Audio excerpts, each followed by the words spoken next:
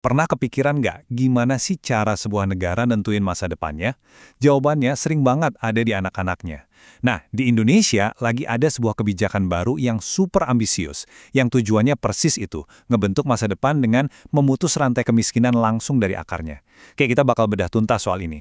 Coba lihat angka ini, 24,06 juta. Ini bukan angka kecil loh.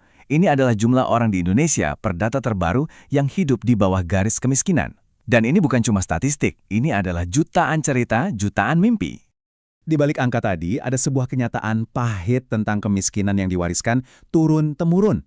Dari orang tua ke anak, terus begitu. Memutus siklus ini, wah, itu tantangan terbesar bangsa kita.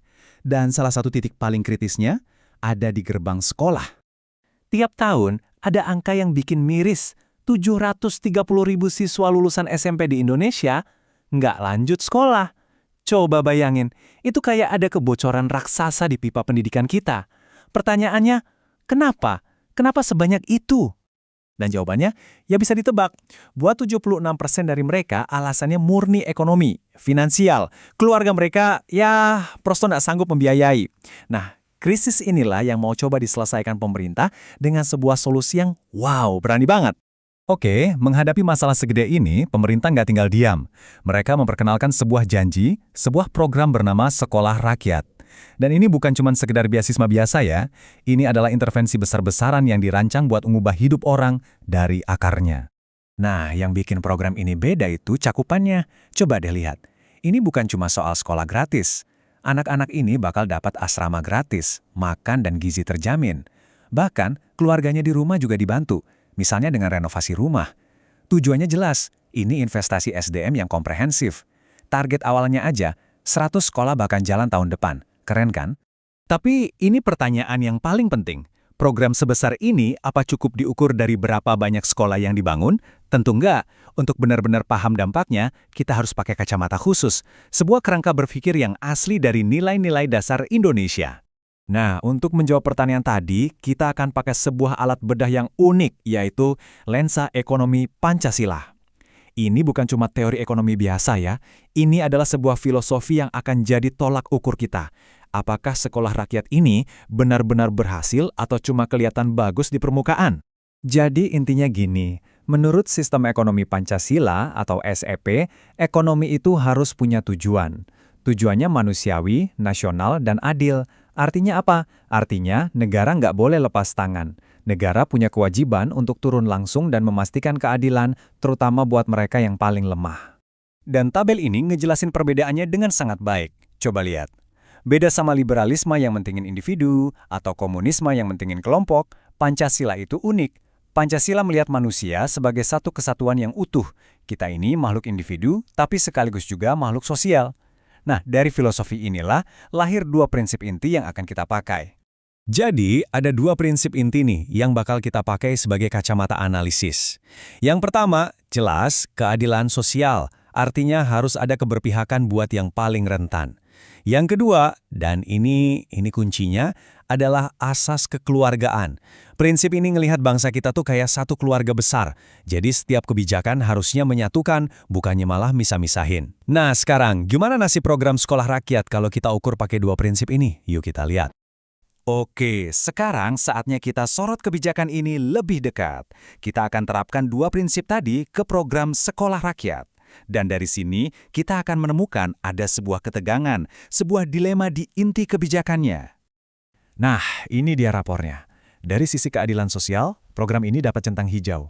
Nilainya bagus banget. Kenapa? Karena program ini secara langsung ngebantu kelompok yang paling butuh.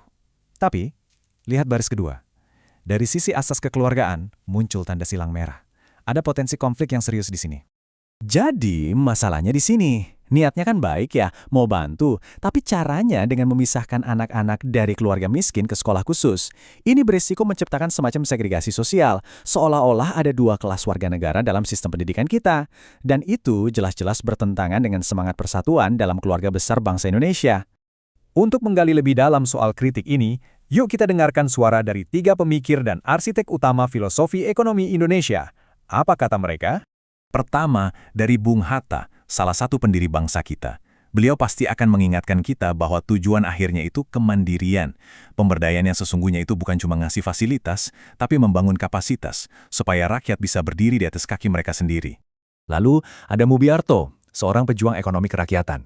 Beliau pasti bakal nanya gini, program ini bottom up atau top down? Menurutnya, program pemberdayaan apapun harus melibatkan partisipasi aktif dari orang yang mau dibantu. Kalau enggak, ya risikonya program itu jadi nggak relevan, nggak kena sasaran. Dan terakhir, ada peringatan paling tajam dari Sri Edi Swasono. Dia bilang, ini tuh kayak ngobatin gejalanya aja, tapi nggak nyembuhin penyakit utamanya, yaitu ketidakadilan struktural. Memisahkan anak-anak miskin tanpa memperbaiki sistem ekonomi yang bikin mereka miskin, ya sama aja kayak nambal perahu bocor, tapi airnya terus masuk. Pertanyaan ini penting banget. Kalau pendekatan yang sekarang ini punya risiko dan kelemahan, terus gimana dong? Apa ada cara lain yang lebih baik, yang lebih sejalan dengan prinsip-prinsip dasar bangsa kita? Jawabannya ada.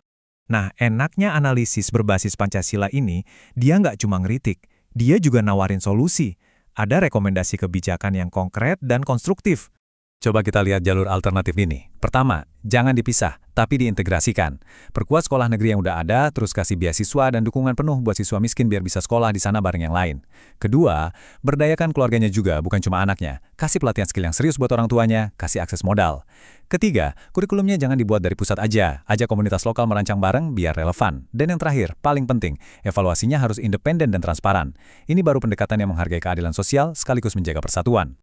Pada akhirnya, kita semua dihadapkan pada satu pertanyaan fundamental ini. Sebenarnya, apa sih tujuan utama dari sebuah kebijakan sosial? Apakah cuma sekedar mengubah angka kemiskinan di atas kertas?